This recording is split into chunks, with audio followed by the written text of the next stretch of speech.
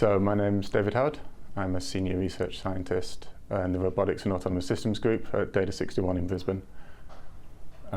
So Data 61 is part of Silo, and we focus on basically merging the digital and the physical worlds.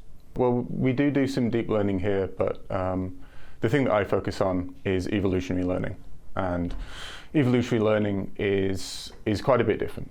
So deep learning, you need lots and lots of data, and basically what you're doing is you are learning new examples. So when a new example comes in, it can get classified as one thing or another. What I do is based on, well, genetics. It's based on Darwinian evolution, and it's based on competition. So for evolution to occur, you need three things. You need selection, you need variation, and you need heredity. And this is true for natural creatures, it's true for computer programs, it's true for robots. And we know that evolution is the most powerful creative force in the world, and the evidence is all around us, right? Especially here in Brisbane, the evolutionary miracle that is a kangaroo is something that no one could really have conceived of without seeing it first. And in fact, when some of the first explorers came back to England, everyone thought they were making it up. And especially, you know, with the duck-billed platypus and things like that, people just thought it didn't exist. The point is that evolution is really, really powerful. It's creative. It creates novelty, diversity, all of these things that are really useful when you think about them in the context of learning, right? Well, what we do is instead of having a single solution which we optimize and optimize and optimize, we have a population.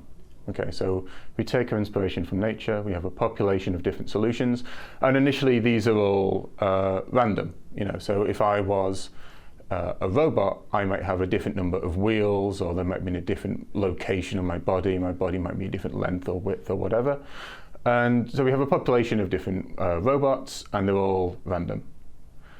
What we do is we then test them on a problem that we want them to solve. And a really simple example in this case would be, you know, within 5 seconds going as far as you can from your initial point, okay? And the further you go from that point, the higher score you're going to get. And we call that score fitness in terms of, you know, survival of the fittest. We want the fittest to survive. And, you know, these solutions are initially rubbish.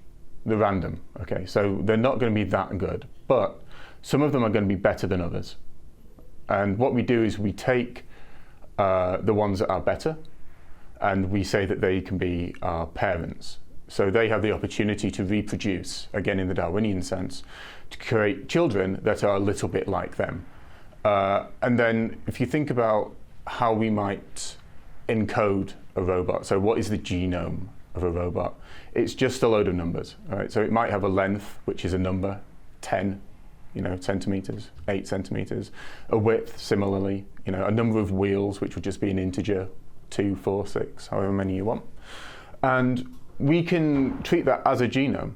Okay, so what we do is we treat that as a genome, and we apply mutations to it. So we might randomly change, so instead of having 4 wheels, it's got 5 wheels when the genome passes from the parent to the child.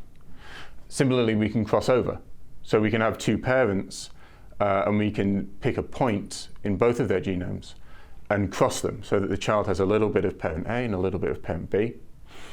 And the idea is that we are selecting, based on the fitness score, things that are good, and we're creating our new population from things that are good, meaning that they're going to get better on average from iteration to iteration, which we call generation to generation. And then as we proceed through these generations, all we need is this genome, this description, numerical description of a thing, a robot in this case, and some operators that work on it, and some selection pressure which we get from the fitness. And that's it.